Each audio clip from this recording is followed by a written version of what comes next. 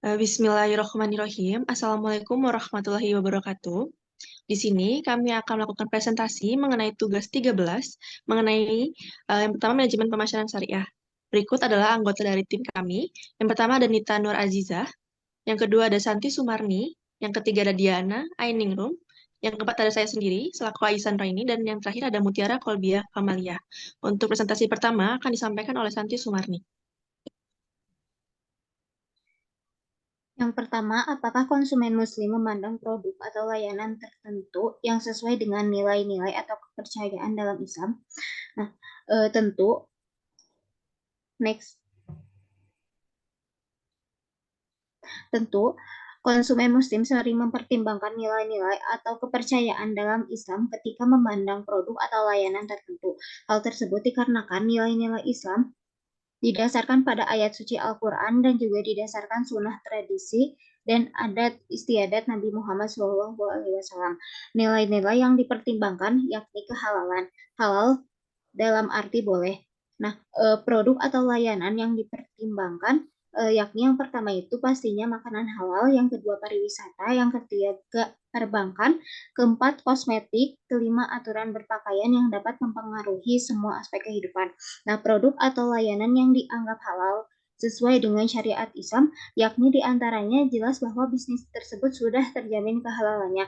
Cara penyembelihan hewan sesuai dengan syariat hukum Islam, produk sudah melalui proses sertifikasi, kemudian mendapatkan segel. Tidak ada unsur perjudian, menghindari transaksi keuangan yang bersifat spekulatif, menjauhi industri yang memiliki keterkaitan dengan babi dan alkohol, dan juga tidak ada unsur riba.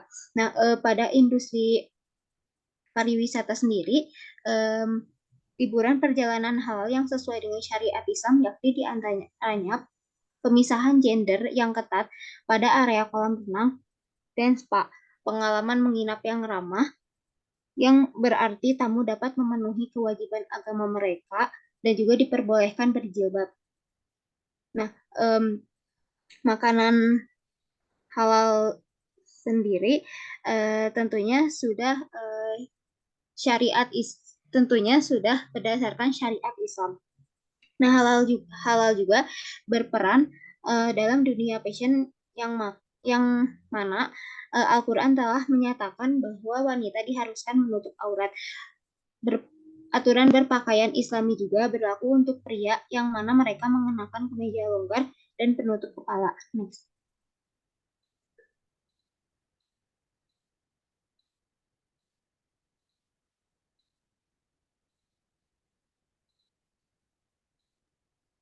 Selanjutnya akan dibacakan oleh Diana.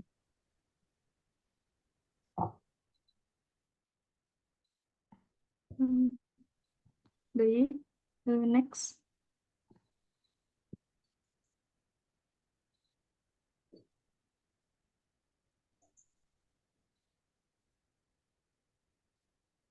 Nah, pertanyaan yang kedua, bagaimana perilaku konsumen Muslim terkait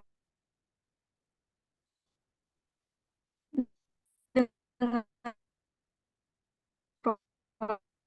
produk-produk yang halal? Sangat dipengaruhi oleh nilai agama, keyakinan,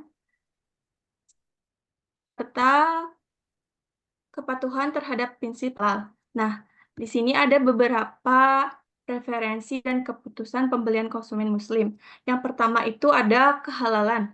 Nah, kehalalan ini merupakan faktor kunci dalam keputusan pembelian konsumen Muslim. Mereka ini cenderung mencari dan memilih produk yang bersertifikat halal yang diakui oleh organisasi atau otoritas Islam. Misalnya dalam hal makanan itu, konsumen Muslim ini sangat berhati-hati terhadap bahan-bahan yang dianggap haram dalam ajaran Islam. Nah, konsumen Muslim ini juga menghindari produk yang mengandung bahan seperti daging babi atau alkohol dan lainnya, karena itu tidak memenuhi prinsip halal. Tidak hanya dalam makanan atau minuman, begitupun dalam dunia fashion atau pariwisata serta layanan perbankan. Mereka ini berhati-hati dalam mencari dan memilih produk atau jasa yang akan mereka gunakan. Yang kedua itu ada transparansi. informasi. Nah, konsumen Muslim ini juga tentunya membutuhkan informasi yang transparan dan terbuka dari produk yang akan mereka gunakan gitu. Dengan begitu mereka bisa memastikan bahwa produk yang akan mereka konsumsi ini memenuhi standar halal dan tidak terkait dengan kegiatan yang tidak sejalan dengan nilai-nilai agama. Nah, yang ketiga itu ada rekomendasi. Nah, rekomendasi ini juga menjadi keputusan dalam pembelian konsumen Muslim. Bisa dari pengaruh atau komunitas Muslim lainnya yang merekomendasi dari teman ataupun keluarga yang juga memainkan peran penting di sini gitu. Dengan adanya review yang positif dari sesama Muslim serta masyarakat, eee, ini dapat meningkatkan kepercayaan dan preferensi terhadap suatu produk yang akan dikonsumsinya. Nah, yang terakhir itu ada detail produk. Nah, konsumen Muslim juga tentunya kan membaca gitu label bahan dengan cermat gitu agar memastikan produknya itu tidak ada bahan yang dianggap haram dalam produknya. Selain itu juga informasi yang jelas pada label tersebut itu dapat membantu mereka memutuskan untuk membeli produk yang lebih tepat. Sehingga mereka ini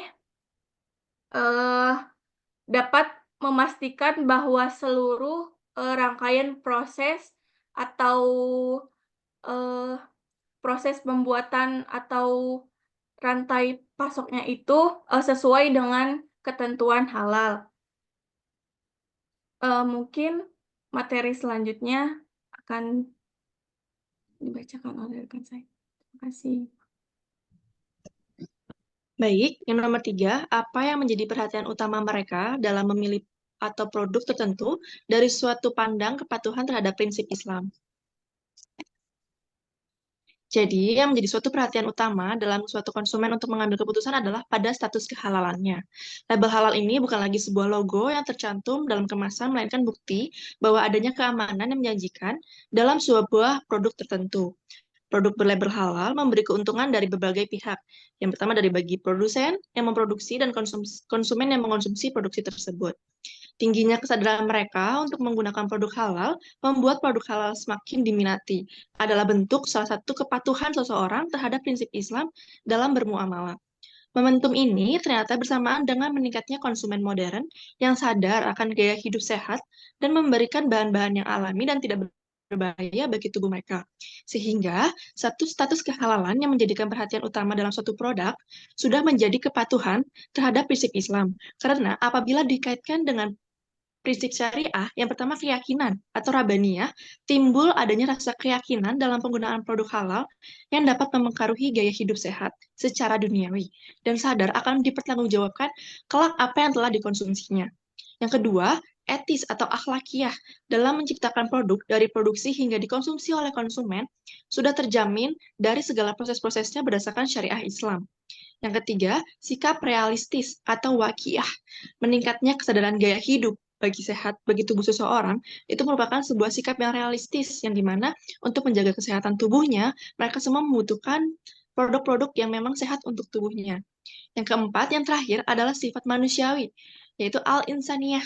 Produk yang telah berlabel halal tidak akan memandang suku, ras, agama.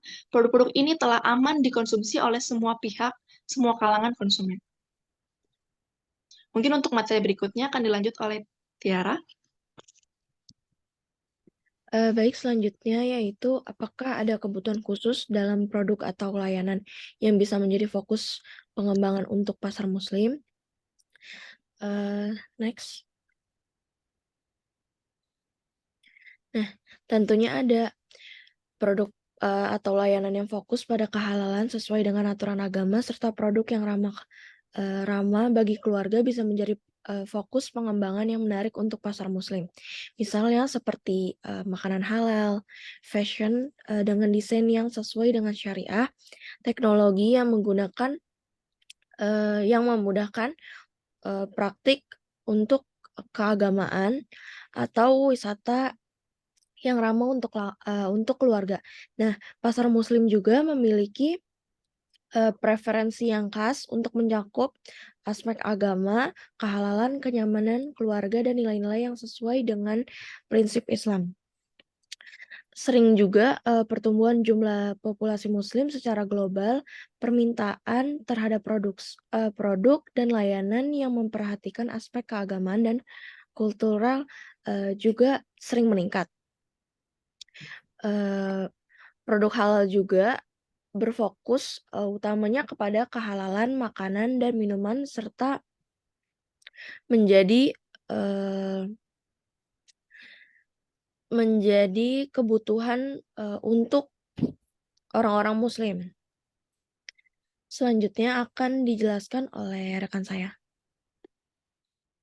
Baik, nomor 5 yaitu apakah ada perbedaan signifikan dalam preferensi antara generasi muda dan generasi yang lebih tua pada konsumen muslim terkait dengan produk atau layanan tertentu.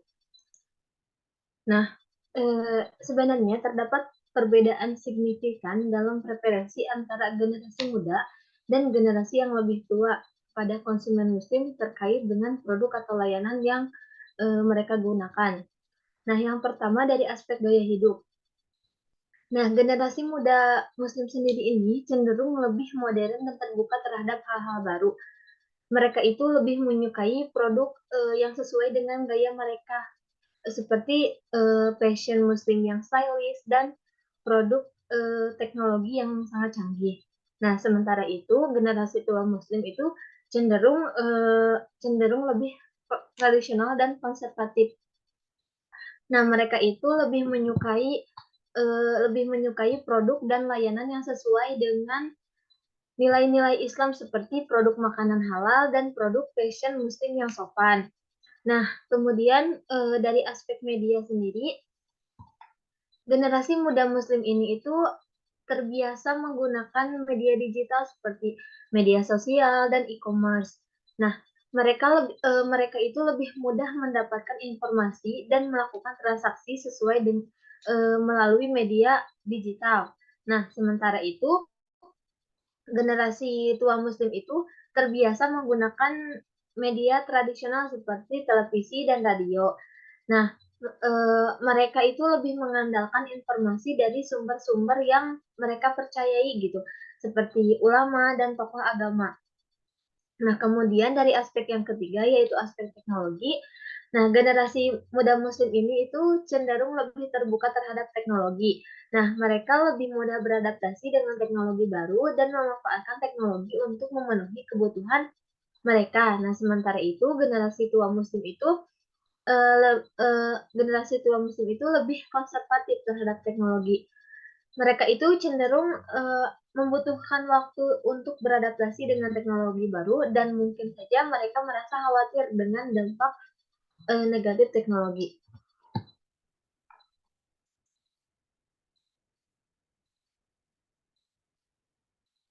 Mungkin cukup sekian yang dapat kami sampaikan. Kurang lebihnya mohon dimaafkan. Wassalamualaikum warahmatullahi wabarakatuh.